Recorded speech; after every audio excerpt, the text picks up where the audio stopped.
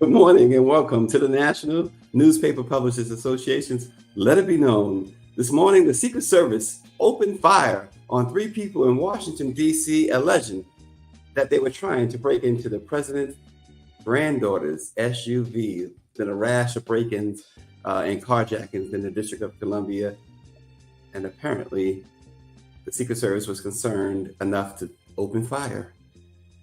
The main hospital serving Gaza is no longer functioning after 3 days without power. The World Health Organization announced yesterday several newborns have died and dozens more are at risk, as the Al-Shifa Hospital health officials and doctors said. We'll talk about that this morning. The black boat captain who was attacked by white boaters in that wild dockside brawl captured on in a viral video, well, he's been accused of assault in connection with that Alabama fight. We're going to discuss that this morning as well. And the Supreme Court has released a new code of ethics. Go figure, right? And we're going to talk about Keke Palmer this morning. More details have emerged about the alleged abuse she suffered, and it's nothing short of horrible. And Power 96 this morning is all in on the man he calls Uncle Tim, Tim Scott, who left the presidential race just like he came in, Power 96 says, through the back door with his imaginary girlfriend.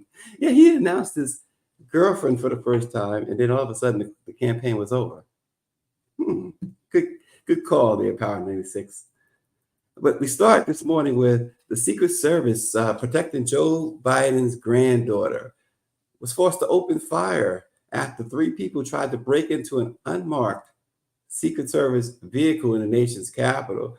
A law enforcement official confirmed that the agents assigned to protect Naomi Biden were out with her in the Georgetown neighborhood late Sunday night when they saw the 3 people breaking a window of the parked and unoccupied SUV. The official could not discuss details of the investigation publicly. What one of the agents did confirmed, yes, they opened fire, but no one was struck by the gunfire, which is curious in itself, right? But 3 people were seen fleeing in a red car, and the Secret Service said it put out a regional bulletin to the D.C. Metropolitan Police to be on the lookout for it. Washington, as we said, has seen a significant amount of carjackings this year and car thefts. Police have reported more than 750 carjackings in D.C. this year, and more than 6,000 reports of stolen vehicles. U.S. Rep. Henry Quella of Texas was carjacked near the Capitol last month by 3 armed assailants who stole his car but didn't physically harm him. Violent crime in the nation's capital reportedly has been on the rise this year. Some have it up as much as 40% compared with last year.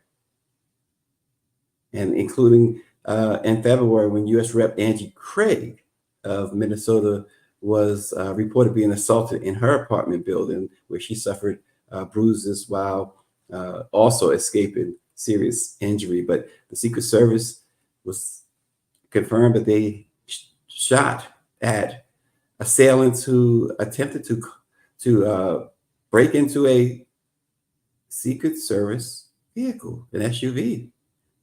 They were protecting the president's granddaughter. She was in her apartment at the time, according to various reports, and was not aware of the incident.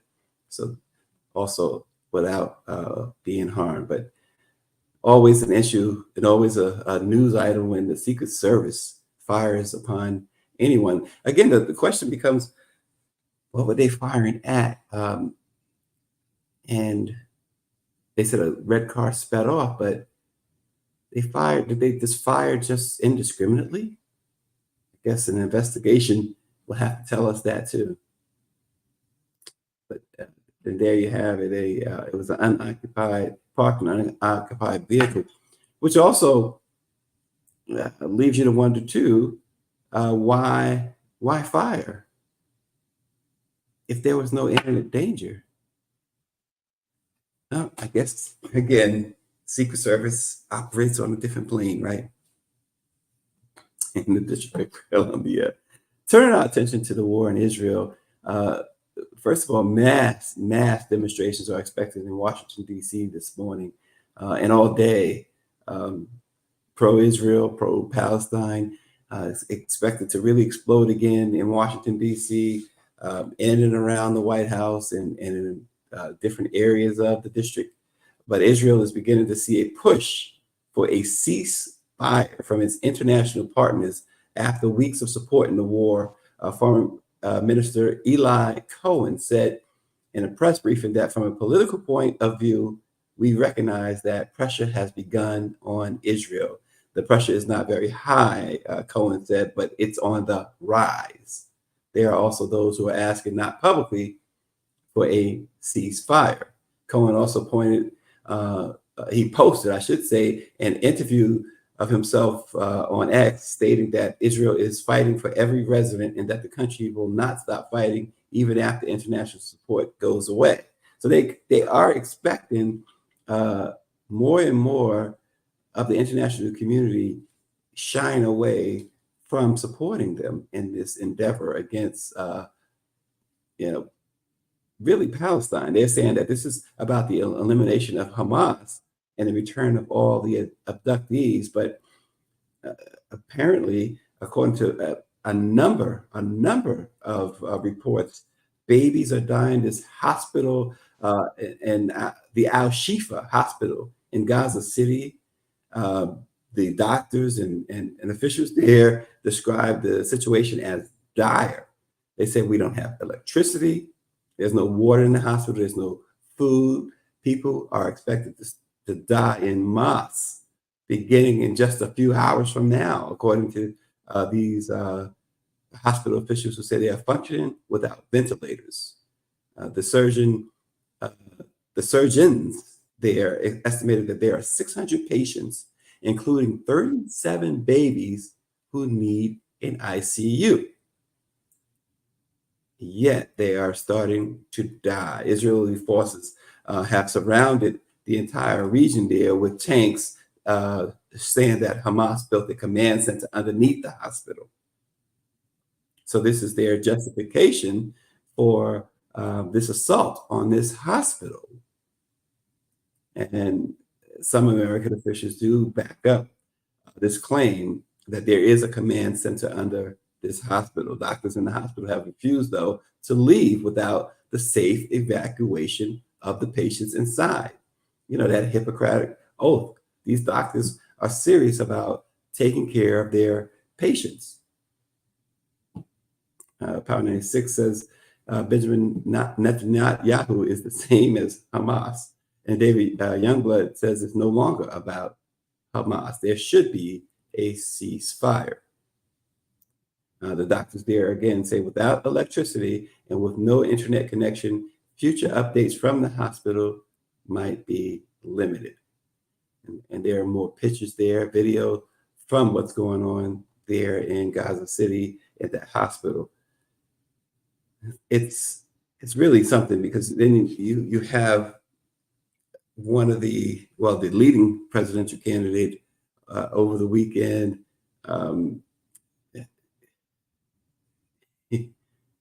who again incites even more of this, and at the same time, the president himself seems to be caught in the middle here as which way to lean.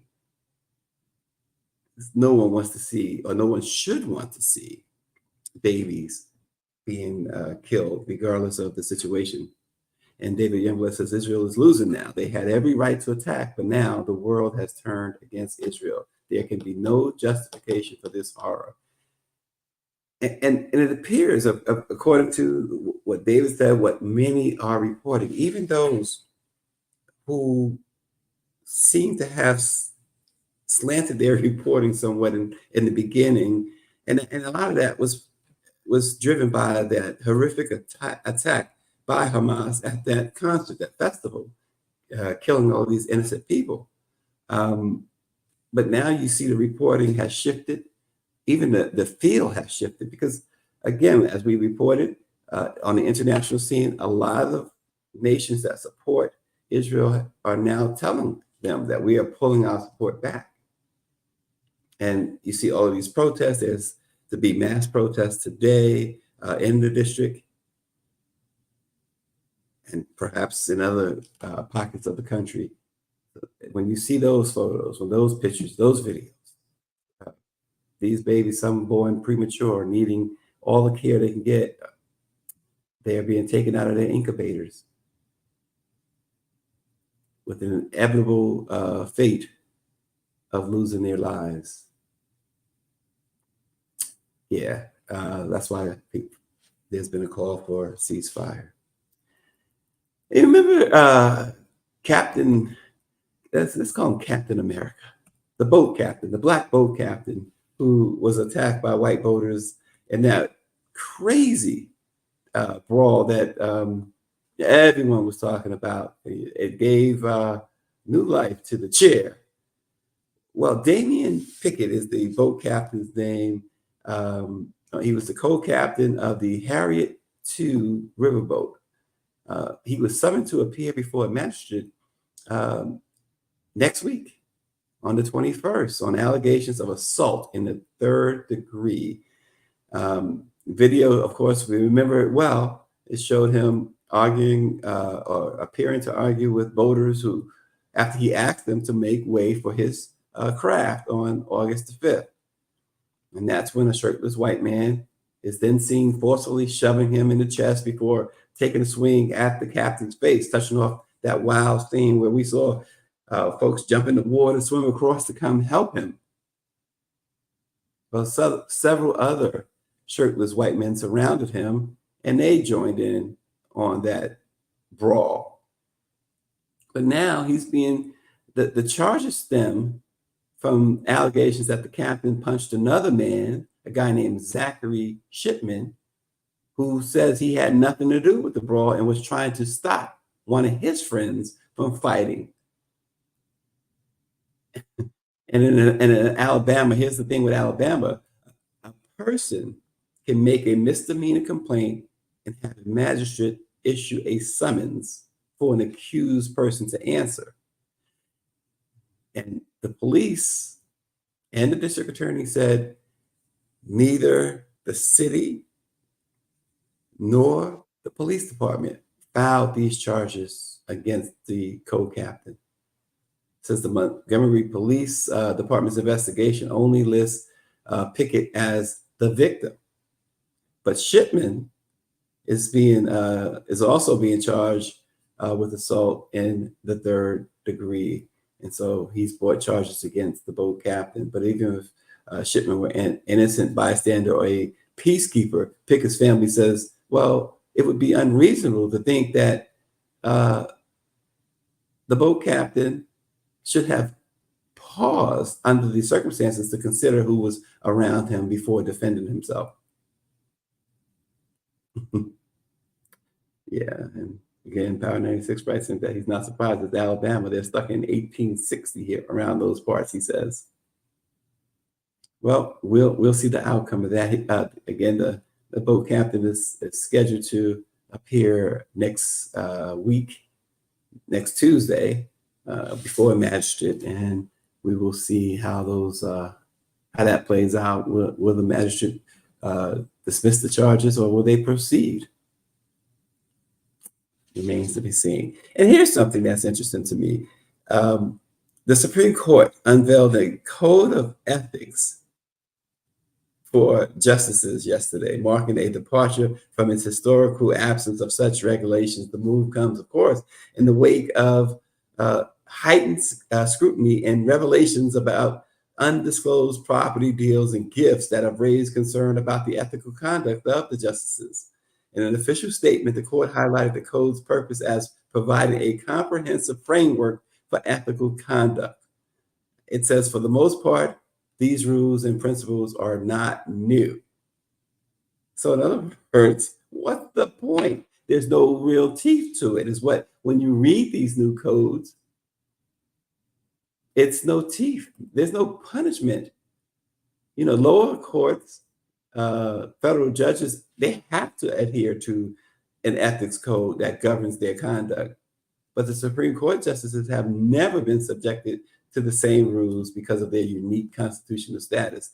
Chief Justice John Roberts wrote a letter to Congress this year. He indicated that the court draws guidance from the ethics code applicable to other federal judges, which is absolutely not true.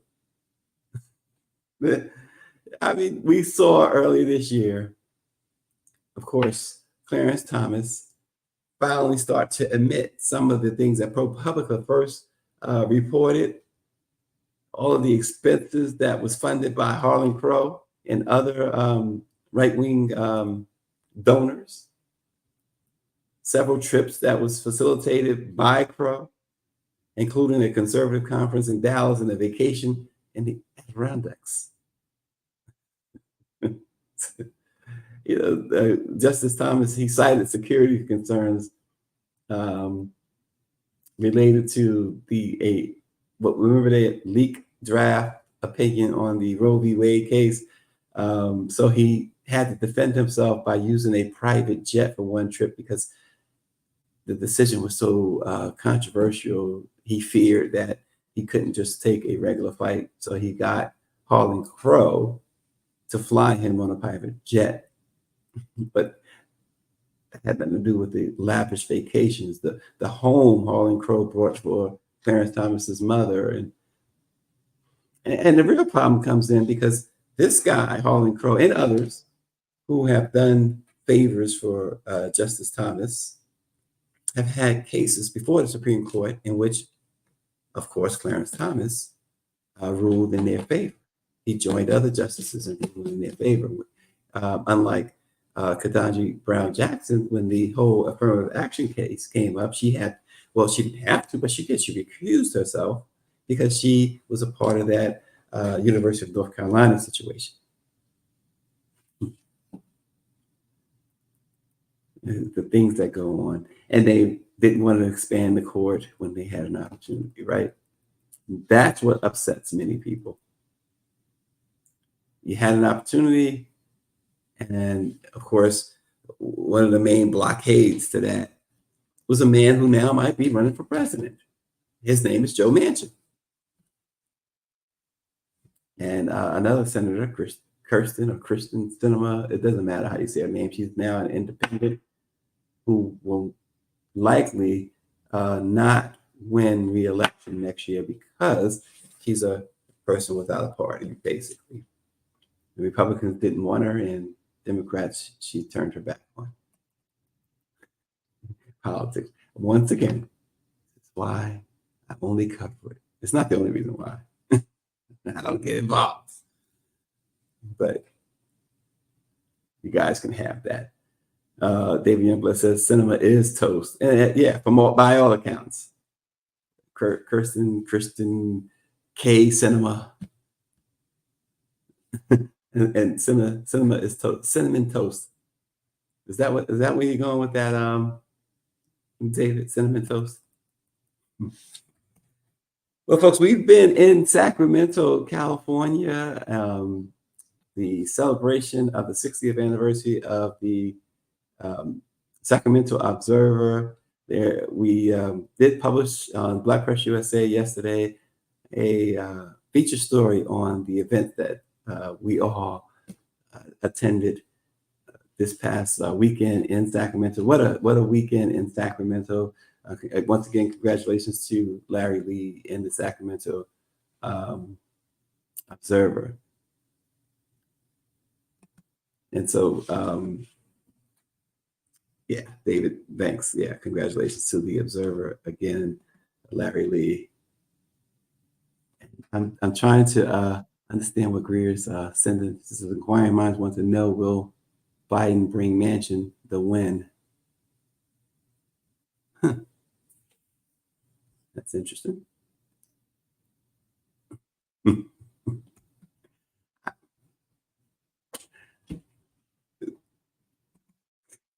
The hair. so, so, folks, Manchin has decided now to color his hair, part his hair, to try. I would imagine to show how much further he stands out age-wise, age difference between Trump and Biden, as he now takes his next step. She says hair plugs. His next steps that seems like we also did a story on this, folks, and you can see it on Black Press USA about Joe Manchin and his relationship, or perhaps even lack of relationship, with African Americans. You be the judge. But it appears that he is, and he's certainly doing exploratory work to see if he has a path. And remember, he said he's not going to get into the race unless he knows he can win. And with overtures, whether directly or indirectly from Mitt Romney, they might form a team on the no labels ticket, as we reported on Black Press USA. Who knows? There is an expectation of a decision by the end of December. So you see so these different pictures of Senator Joe Manchin, and you can see the difference, right? David Youngblood says Manchin can only be a spoiler. And Power 96 said he watched the live stream of the Sacramento Observer event, and the Red Bone was on there with Totally Randy. The Red Bone happens to be Dawn Montgomery. She absolutely laughs when you refer to her as Red Bone, by the way, Power 96. Yeah, they did Totally Randy and Dawn, of course, and of course Greer. They did a fantastic job, and that was lots and lots of fun. Lots of fun up there in Sacramento, California. Turn into a more serious but disconcerting manner. I guess before I do that, I better, if I don't read Austin's comment, we might be in trouble. So Austin says Manchin wants the president to lose the re-election and for the Senate to flip. Most idiots, presidential candidates, think they can win. Remember President Tim Scott? Austin weighs in. But a serious matter, though, I mean, we've all by now heard the situation between Keke Palmer and her ex-boyfriend, Darius Jackson. But now more and more information, including videos of the confrontations, shouldn't call them confrontations, but more of the abuse and court filings have now become more and more available, and we get to see more of the horror that Keke Palmer has been facing for quite some time. It's not anything new, in fact. She accused Darius Jackson of physical and emotional abuse. She wrote in court documents that he repeatedly attacked her, trespassed at her home, and, quote, became very frustrated with their 8-month-old son. Keke's request for a temporary restraining order against Jackson, filed in Los Angeles Superior Court, was granted by Judge Wendy Wilcox. The actor was temporarily granted sole custody of their son Leo, with no visitation for Jackson, who then goes on his favorite social media platform and posts a picture of him and his son saying, "I'll see you real soon," as very defiant. And I didn't know that Keke Palmer's real name was Lauren Kiana Palmer. I didn't know she was a Lauren. She looks like a Keke. She said the abuse happened throughout her 2-year relationship and did not stop after their breakup, and that occurred early last month. She wrote that since the split, he is even more unhinged. This is her words, quote, even more unhinged, volatile, and dangerous. And she fears for her and their son's safety. It is because of our son, she says, that I was finally able to end my relationship with Darius.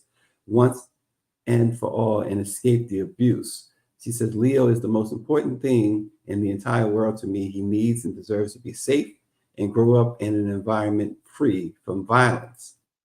Both Keke Palmer and Darius Jackson have repeatedly declined to comment further on this matter. But after, as we said, after she filed the restraining order and the other documents, he goes on social media, starts showing the pictures of their son, saying, I'll see you soon. But the petition, though, detailed multiple times where Keke says she was physically attacked. And then they show the videos. There are videos and screenshots. She said she suffered emotional abuse and accused him of, quote, love bombing her.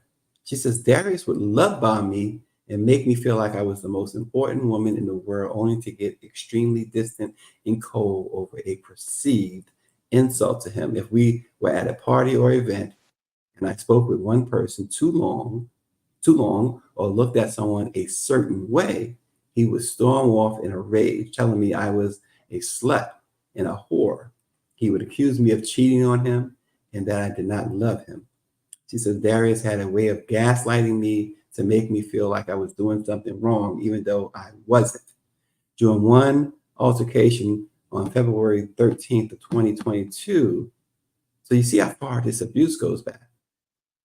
Keke says that he choked me and body slammed me on the stairs in my home. Now, that's one of the incidents in which they have video of it happening. She's wearing just a shirt, apparently nothing on under it. And he grabs her by the neck, and then he, like a wrestler, body slams her on the steps. And this happened, she says, after he became jealous of her, showing him a photo of herself in a bikini. Palmer said the two of them were attending a friend's party, and because she was proud of her weight loss results, she was showing him this picture. She said he was so upset that she worried they would get into a car accident on the drive back home. She says that when they got home, he slammed her on the floor and slapped her head from side to side. She said it continued the next morning. He was such an enraged after assaulting her before they went to bed. The next morning, he continued. She said that he grabbed her by the neck and body slammed her on the stairs. She says he destroyed her property. One of the things that hurt her emotionally was this private journal she had been writing in and keeping since she was 12 years old. He destroyed it as a way to punish her, she said. Folks, it's all about control and a sick individual. During another alleged incident in April 2022, she said he grabbed her eyeglasses from her, threw them on the ground, and stomped on them because he thought she was flirting with a girl at a restaurant, even though she told him she was not. He then opened up her bag, dumped her belongings on the ground, and it was raining. And he tossed her car keys across the parking lot. He got into his own car and left. She says, I had to get my glasses back together the best I could so I could see the drive, pick up my now wet and dirty clothes and other belongings, and rummage in the bushes across the parking lot to find my car keys before I could leave. So the most recent allegation happened, folks, just over a week ago on November 5th. She says she was at her home. Now, they had already broken up. She was on the phone with her mother when she was startled to see him burst through her bedroom door. She said they were not living together and she had not permitted him to come in. She said she was filming, he was filming her on his cell phone and demanded to see their son. She said that she asked him to leave, but he refused. And she says, I tried to remain calm, but as I was again asking him to leave, He stood up from the chair, walked towards me, and made sure there was no furniture between us. He was yelling, leaning into me, getting into my face. At that point, he lunged at me, grabbing at my neck and face, knocked me backwards over the couch, stole my phone. And there's pictures of her being knocked and video of her being knocked over the couch by him.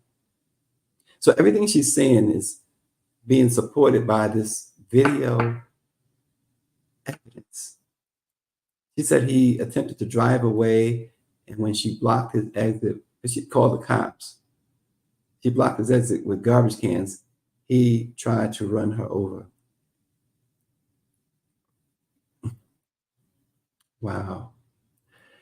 The police officers then encouraged Kiki Palmer to file a domestic violence restraining order, and several of the incidents were witnessed also by her mother and father, her sisters, and her friends.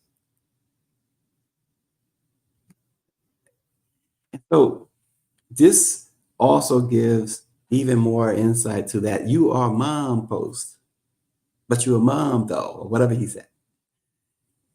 It was that, yeah, and Power 96, yeah, he said, so sad for her, he's a weak clown. Power 96, I put this to Dawn and Randy just the other day.